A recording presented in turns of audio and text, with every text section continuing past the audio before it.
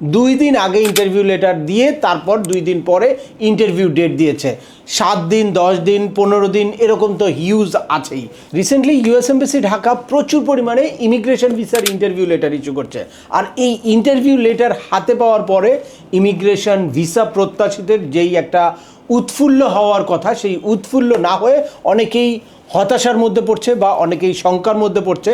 কারণ হচ্ছে খুব অল্প সময়ের ব্যবধানে এই ইন্টারভিউ লেটারগুলো ইস্যু হচ্ছে। এরকমও আমি ইন্টারভিউ লেটার হাতে পেয়েছি। তো এই সংক্ষিপ্ত সময়ে ইন্টারভিউ লেটার যদি আপনারা হাতে পান তাহলে আপনাদের কী করণীয় সেটাই আলোচনা করব আজকের এই ভিডিওতে। চলুন শুরু করা যাক। তার আগে বলে নিচ্ছি, যারা আমাদের চ্যানেলে নতুন বা আমাদের চ্যানেলটি এখনও সাবস্ক্রাইব করেননি, please hit the subscribe button. আর যারা অলরেডি সাবস্ক্রাইব করেছেন তাদেরকে অসংখ্য ধন্যবাদ।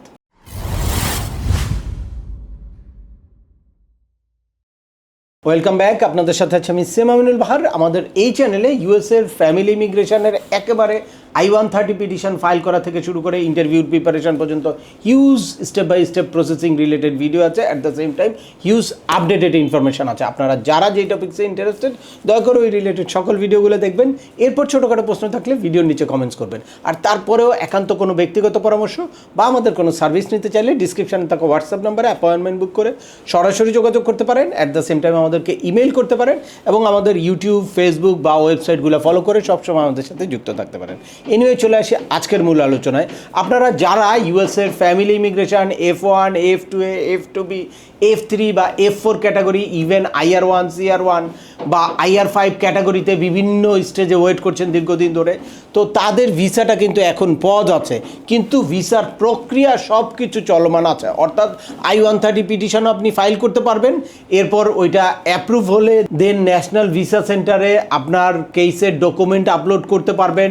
ডকুমেন্ট কোয়ালিফাই হওয়ার পরে আপনি ইন্টারভিউতে অ্যাটেন্ড করতে পারবেন। সব কিছু প্রত্যেকটা প্রসেসে আপনাদের প্রক্রিয়াটা কিন্তু চালু আছে, কিন্তু জাস্ট শুধুমাত্র ফাইনাল স্টেজে গিয়ে ভিসা দেওয়াটা আপাতত বন্ধ আছে। আমরা আশা করছি খুব শীঘ্রই এটার এই জটিলতা কেটে যাবে। কিন্তু এখন প্রশ্ন হচ্ছে যে আপনারা যে ইন্টারভিউ লেটার পাচ্ছেন, এর আগে ইন্টারভিউ লেটার পাওয়া যেত হচ্ছে 2 মাস আগে। অর্থাৎ যদি আপনার এই ফেব্রুয়ারিতে ইন্টারভিউ ডেট হতো, এটা ডিসেম্বরে এই ইন্টারভিউ লেটারটা ইস্যু করতো। বাট এখন 7 দিন, 10 দিন, 4 দিন, 5 দিন, ইভেন মানে 2 দিনও এরকম সময় রেখেও ইন্টারভিউ লেটার ইস্যু করছে। অনেকের চাইল্ডের এইজ আউটের কারণে কেসটা অটো এক্সপারাইট হয়ে যাচ্ছে, এক্সপারাইট হয়ে তারপর একটা ইন্টারভিউ লেটার ইস্যু করছে। তো সেক্ষেত্রেও খুব অল্প সময় দিচ্ছে। আবার দেখা যায় যে কেউ মেডিকেল ইস্যু বা চাইল্ডের এইজ আউটের ইস্যুতে নিজেরা এক্সপারাইট রিকোয়েস্ট পাঠিয়েছে, সেখান থেকে এক্সপারাইট রিকোয়েস্টটা অ্যাকসেপ্ট করে তারপর US embassy Dhaka interview letter দিয়েছে। এটাও খুব অল্প সময়ে ইন্টারভিউ লেটার দিয়েছে। আর রেগুলার যেই ইন্টারভিউ লেটারটা সেটাও দেখা যায় যে 15 দিন সময় দিচ্ছে। তো অনেকেই হতাশ হচ্ছে যে আমরা তো মানে এর আগে যেই গাইডলাইন আছে যে অ্যাটলিস্ট 3 উইকস আগে মেডিকেল করতে হবে বা আমাদের বিভিন্ন প্রিপারেশান থাকে, পুলিশ ক্লিয়ারেন্স বা বার্থ সার্টিফিকেট করতে হয়, পাসপোর্টের নানান রকম জটিলতা থাকে, আমরা কিভাবে এত অল্প সময়ে ইন্টারভিউ দিব। তো আপনাদেরকে বলছি, আপনাদের হতাশ হওয়ার কোনো কারণ নাই। যদি খুব অল্প সময়ে আপনার ইন্টারভিউ লেটার চলে আসে তাহলে আপনাদের জাস্ট মেডিকেলটা করে আপনি ইন্টারভিউতে অ্যাটেন্ড করবেন। এক্ষেত্রে যদি কোনো কিছু মিসম্যাচ থাকে ডকুমেন্ট, মানে খুব বড় ধরনের কোনো প্রবলেম না থাকে, তাহলে আপনারা ইন্টারভিউটা দেওয়ার চেষ্টা করবেন টাইমলি।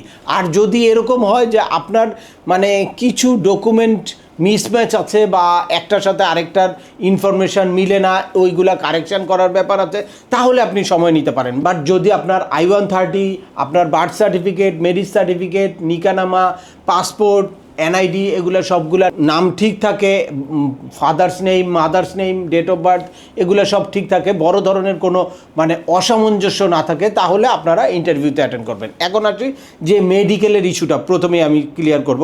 যে মেডিকেল আগে যে 3 সপ্তাহ আগে আপনাদের মেডিকেল করতে হতো, তো এখন যদি সময় কম থাকে তাহলে আপনি মেডিকেল করে ফেলবেন।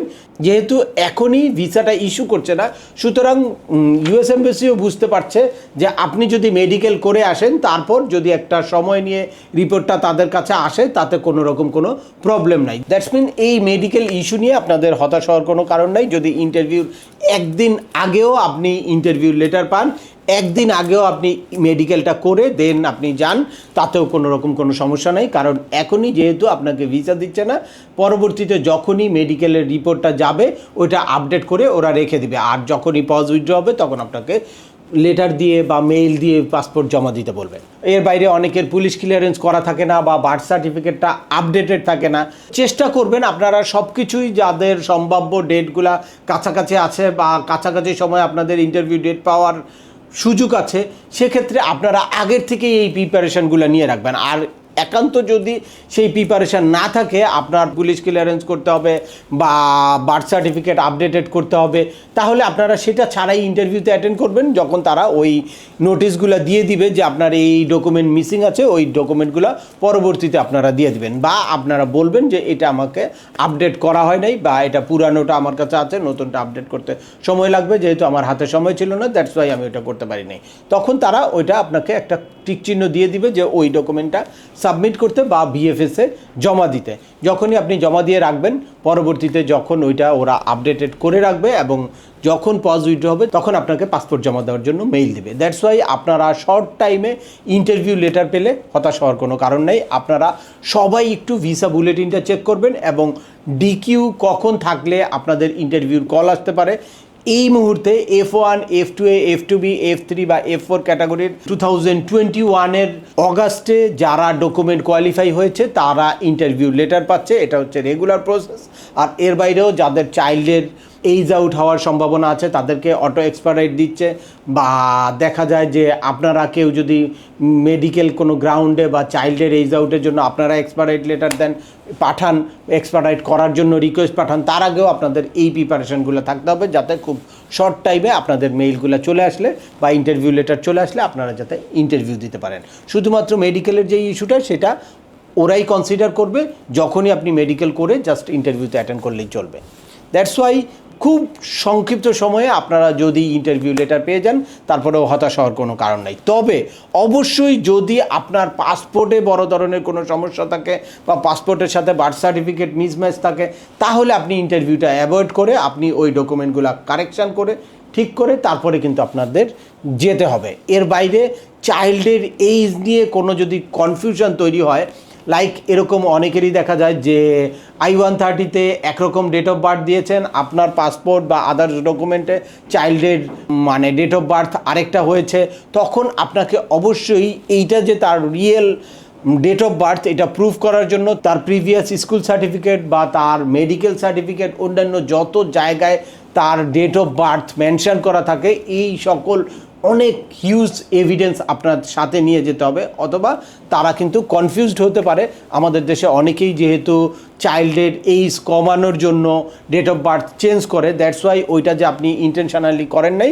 এটা কিন্তু অবশ্যই প্রুভ করতে হবে। কারণ চাইল্ডের বার্থ ডেট অনেক বড় একটা ইম্পর্টেন্ট। যদি সেটা এরকম হয় যে ওই বার্থের ওই ডেটের এক বছর আগে পিছের কারণে আপনার চাইল্ডের এলিজিবিলিটি বা ইনএলিজিবিলিটি ডিপেন্ড করে, তখন এটা অনেক বড় ইস্যু দাঁড়ায়। তখন তারা মনে করে যে এটা আপনি ইন্টেনশনালি করেছেন। আর যদি এটা অনেক বেশি গ্যাপের মধ্যে থাকে তাহলে এটা বড় ধরনের কোনো ইস্যু হবে না। আর অন্যান্য জায়গায় কোনো কিছু যদি মিসম্যাচ থাকে সেটাও আপনি চেষ্টা করবেন কারেকশান করে তারপর ইন্টারভিউতে অ্যাটেন্ড করতে। আর ইন্টারভিউর আগে অবশ্যই কোনো এক্সপার্টের সাথে পরামর্শ করে যে আপনার প্রপার ফাইন্যান্সিয়াল ডকুমেন্ট আপলোড করা আছে কিনা। অনেকেই দেখা যায় যে প্রপার ডকুমেন্ট আপলোড করা ছাড়া ইন্টারভিউতে চলে যায়। তো যদিও এখন ডিরেক্টলি ভিসা দিচ্ছে না, তারপরেও আপনি যত বেশি প্রিপেয়ার হয়ে ইন্টারভিউ দিতে যাবেন তত একবারে আপনার কেসটা আপডেটেড হয়ে থাকবে। আপনি চেষ্টা করবেন সর্বোচ্চ প্রিপারেশান নিয়ে সকল ডকুমেন্ট কেসে আপলোড দিয়ে বা সকল ডকুমেন্ট বা সকল আপডেটেড ডকুমেন্ট সাথে নিয়ে তারপর ইন্টারভিউতে যেতে, এবং ইন্টারভিউতে আপনাকে কী ধরনের প্রশ্ন করতে পারে সেটার জন্য মেন্টালি একটা প্রিপারেশান নিয়ে তারপর ইন্টারভিউতে যেতে। তো আমার বেশ কয়েকটা ভিডিওতে ইন্টারভিউর প্রিপারেশান সংক্রান্ত হিউজ ইনফরমেশান আছে। তারপরেও আপনারা যার মাধ্যমে কেসটা প্রসেস করেন তার সাথে পরামর্শ করে বা কোনো এক্সপার্টের সাথে পরামর্শ করে আপনাদের ডকুমেন্টগুলো ঠিক আছে কিনা বা ইন্টারভিউতে আপনাদেরকে কী ধরনের প্রশ্ন করতে পারে, কিভাবে আপনারা কনফিডেন্টলি ইন্টারভিউটা ফেস করবেন সে ব্যাপারে একটা ক্লিয়ার ধারণা নিয়ে তারপরে আপনারা ইন্টারভিউতে অ্যাটেন্ড করবেন। তো আজকের ভিডিওটি আর দীর্ঘায়িত করছি না, আশা করি এই ভিডিও থেকে আপনারা রিসেন্টলি ইন্টারভিউ ডেট খুব অল্প সময়ে পেলে কি করণীয় সে ব্যাপারে একদম ক্লিয়ার একটা ধারণা পেয়েছেন। তারপরেও আপনাদের যদি এই সংক্রান্ত কোনো রকম কোনো প্রশ্ন থাকে অবশ্যই আমাকে কমেন্টস করে জানাবেন। আর ভিডিওটি ভালো লাগলে বা তথ্যবহুল মনে হলে লাইক দিয়ে আপনার বন্ধুদের মাঝে শেয়ার করে দেবেন যাদের এই ইনফরমেশনগুলো অত্যন্ত প্রয়োজন। আবার দেখা হবে নতুন কোনো গুরুত্বপূর্ণ টপিকস নিয়ে। সে পর্যন্ত সবাই ভালো থাকবেন, সুস্থ থাকবেন এবং আমাদের চ্যানেলের সাথেই থাকবেন। আল্লাহ হাফেজ।